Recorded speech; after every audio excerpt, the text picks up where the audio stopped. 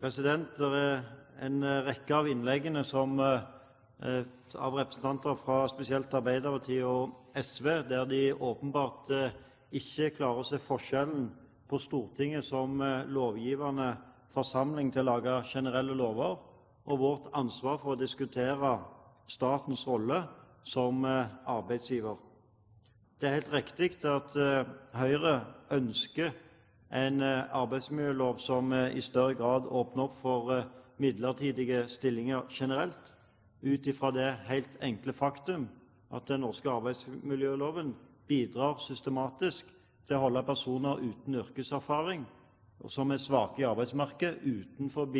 arbeidsmarkedet, og hindre dem i muligheten til å få arbeidserfaring som vil hjelpe dem inn i en fast posisjon. Men det er en helt annen diskusjon enn diskusjonen rundt personer som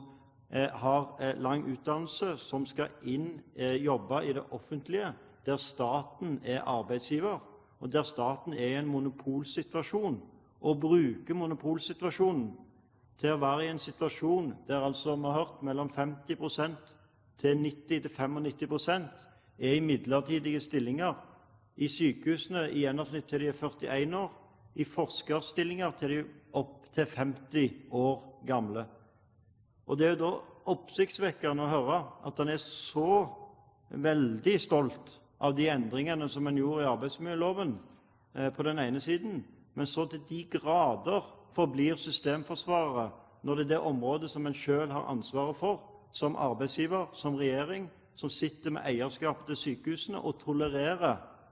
at mennesker er over så lang tid i midlertidige stillinger i et så stort omfang som det er snakk om.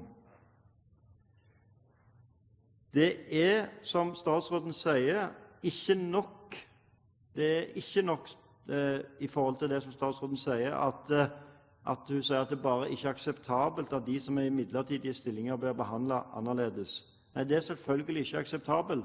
men det blir ikke slutt på den uakseptable behandlingen av de midlertidige stillinger i sykehusene uten at en får en annen stillingsform. Derfor så er det helt nødvendig at statsråden følger opp og tar ansvar i forhold til den situasjonen som en er i. Og da kan det godt tenkes at en ikke ønsker å lytte til opposisjonen, at en ikke ønsker å lytte til våre råd, men da vil jeg sterkt anbefale statsråden å ta til seg det innlegget som Senterpartiets representant Kjersti Toppe holdt. Det var et meget klokt innlegg, og jeg håper at statsråden kan være like tydelig som representanten Kjersti Toppe.